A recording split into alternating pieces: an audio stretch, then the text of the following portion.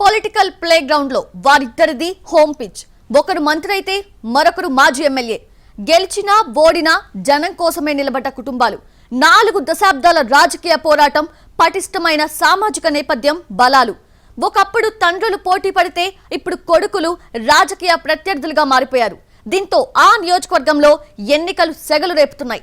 ఓట్లు చీలిపోతే ఒక లెక్క, పార్టీల అంచనాలు సెట్ అయితే మరో లెక్క అంటున్నారు అక్కడి జనం. ఉద్దండులు ఏలిన నేలలో యువతరం వ్యూహాలతో గాజువాక నియోజకవర్గం హాట్ సీట్ గా మారింది. ఆంధ్రప్రదేశ్లో హాట్ సీట్ ఏది అంటే టక్కున గుర్తుకు వచ్చేది ఉమ్మడి విశాఖ జిల్లాలోని గాజువాక నియోజకవర్గం. స్టీల్ సిటీలో గత ఎన్నికలు ఎంత ఉత్కంఠ రేకెత్తించాయో ఇప్పుడు అంతకు మించి పాలిటిక్స్ నడుస్తున్నాయి.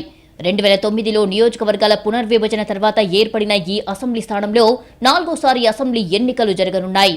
ప్రతి ఎన్నికల్లోనూ ఇక్కడ ఓటర్ల తీర్పు విలక్షణంగానే ఉంటుంది.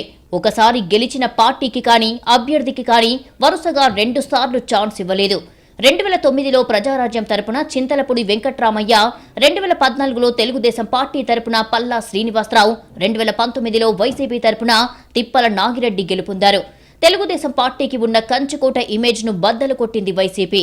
ఇక్కడి నుంచి మరోసారి గెలిచి తన హవా చాటాలని వైసీపీ కృత నిశ్చయంతో ఉంది. ఐటీ, పరిశ్రమల శాఖ మంత్రి గుడివాడ అమర్నాథ్ ను బరిలోకి దించడం ద్వారా గాజువాకలో లోకల్ సెంటిమెంట్ ను అస్త్రంగా ప్రయోగించింది. మంత్రి అమర్నాథ్ పై టీడీపీ, జనసేన, బీజేపీ కూటమి అభ్యర్థిగా మాజీ ఎమ్మెల్యే పల్లా శ్రీనివాస బరిలోకి దిగుతున్నారు. బలమైన కుటుంబ నేపథ్యం, సుమారు 40 ఏళ్ల రాజకీయ అనుభవం కలిగిన పల్లా, గుడివాడ కుటుంబాల నుంచి వచ్చిన యువ నాయకులు సమరానికి సై అంటున్నారు.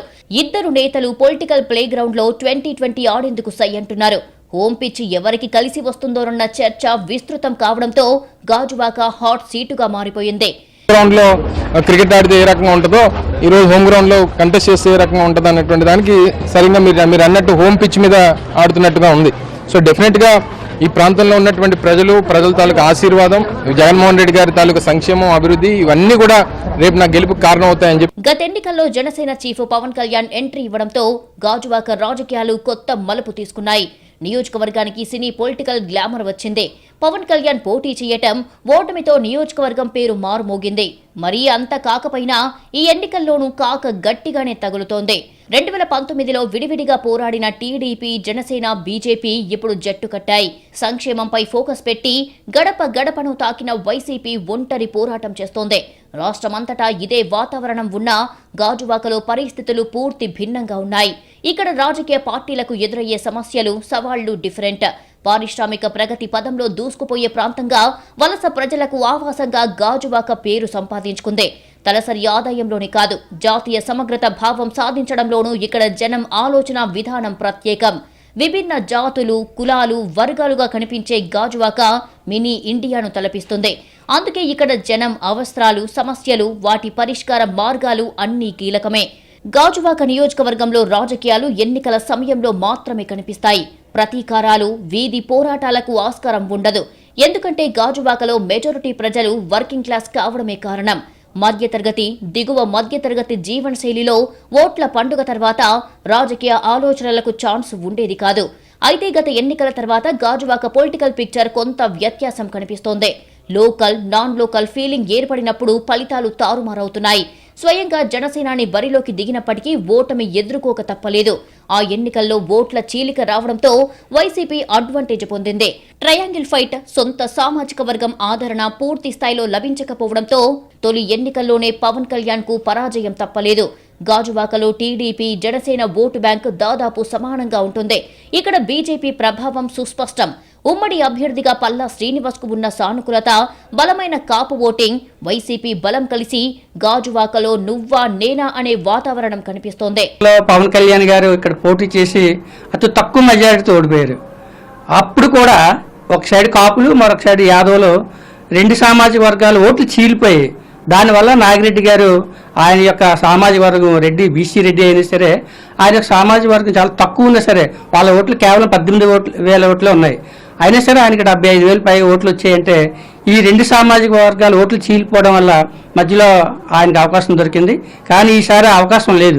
138.9 చదరపు కిలోమీటర్ల విస్తీర్ణం కలిగి ఉన్న గాజువాక నియోజకవర్గం భౌగోళికంగా భిన్నంగా ఉంటుంది.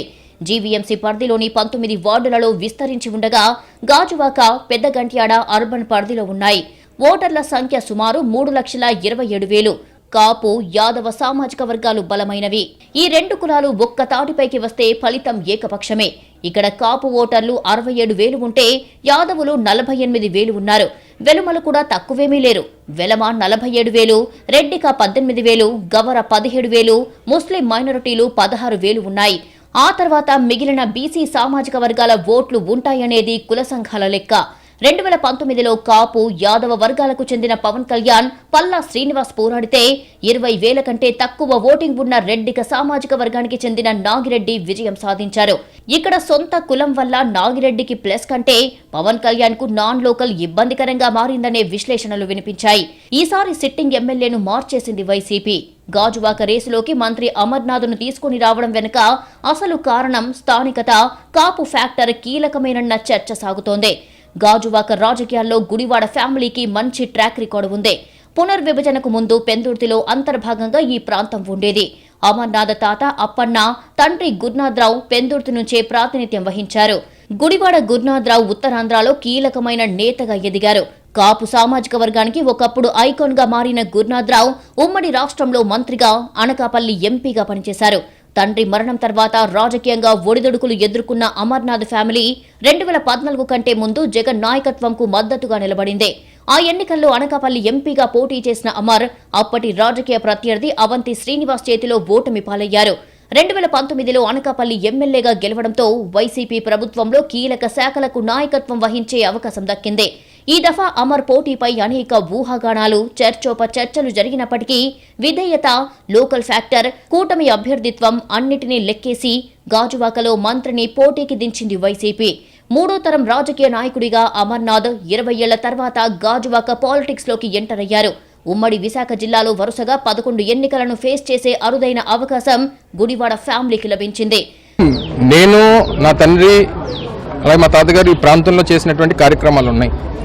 వారు గతంలో శాసనసభ్యులుగా పనిచేశారు. అందులో అందరికి తెలిసినటువంటి ఇష్యూ, ఎవరు ఎక్కువ కష్టపడ్డారు, ఎవరు ఎక్కువ ఈ ప్రాంతానికి మంచి చేశారు, ఎవరు ఈ ప్రాంతంలో ఎక్కువ పనులు చేశారు, కమ్యూనిటీ హాల్స్ కానీ, స్కూల్ బిల్డింగ్స్ కానీ, ఇళ్ల పట్టాలు కానీ, మీరు ఏ చూసినా మీరు ఇప్పటికీ కూడా ఇప్పుడు మీరు సన్నగా వచ్చారు కదా ఇక్కడ ఇంటర్వ్యూకి, ఇక్కడ కొన్ని ప్రాంతాలకు వెళ్దాం, ఇక్కడికి కూడా కమ్యూనిటీ హాల్స్ ఉన్నాయి. నా తండ్రి చేసినటువంటి కట్టినటువంటి స్కూల్ బిల్డింగ్స్ ఉన్నాయి. 2024 ఎన్నికలను ఫేస్ చేయడానికి గాజువాకలో రాజకీయ పార్టీలన్నీ సిద్ధమంటున్నాయి. వాస్తవానికి గాజువాక నుంచి మళ్లీ పవన్ పోటీ చేయాలని అంతా కోరుకున్నారు. ఆయన కూడా ఇక్కడ జెండా ఎగిరేసేది జనసేన పార్టీయేనని వారాహి సభలో ప్రకటించారు. కానీ అవేవీ జరగలేదు. ఈసారి టీడీపీ ఇక్కడ పోటీ చేస్తోంది. బీసీ, యాదవ సామాజిక వర్గానికి చెందిన మాజీ ఎమ్మెల్యే పల్లా శ్రీనివాసరావు అభ్యర్థిగా జనం ముందుకు వచ్చారు. ఇక్కడ జనసేన వెనక్కి తగ్గడానికి 2019 నాటి చేదు అనుభవాలు, పొత్తుల సర్దుబాటే కారణం. గాజువాకలో మరోసారి జెండా ఎగరేయాలి అనేది వైసీపీ ఆశ. ఈసారి కూడా గెలిచేస్తే గాజువాక వైసీపీకి కంచుకోట అని చెప్పుకోవడానికి ఉంటుందని అధికార పార్టీ ఆలోచనగా ఉంది. విపక్ష టీడీపీ, జనసేనలు గతంలో ఎదురైన పరాభవానికి రివెంజ్ తీర్చుకోవాలి అన్న లక్ష్యంతో పనిచేస్తున్నాయి. ఇక్కడ ఎన్డీఏ కూటమి ప్రభావం ఎంత అనే చర్చ లేకపోలేదు. టీడీపీ, జనసేనకు సమానమైన ఓటింగ్ ఉంది. బీజేపీకి ఉత్తరాది ఓటర్ల బలం ఉంది. పాయింట్ ఆఫ్ కాంటాక్ట్స్ తర్వాత 3 పార్టీలు సమిష్టిగా పనిచేస్తాయని అభిప్రాయం ఉంది. పవన్ కళ్యాణ్ ఓటమిని ఇక్కడ కాపు సామాజిక వర్గం ఇప్పటికీ జీర్ణించుకోలేకపోతోంది. ఇప్పుడు మళ్లీ టీడీపీ నుంచి యాదవ సామాజిక వర్గానికి చెందిన పల్లా శ్రీనివాస, వైసీపీ నుంచి కాపు నేత గుడివాడ అమర్నాథ్ బరిలోకి దిగడంతో ఓటింగ్ చీలిక వచ్చే అవకాశాలు లేకపోలేదు.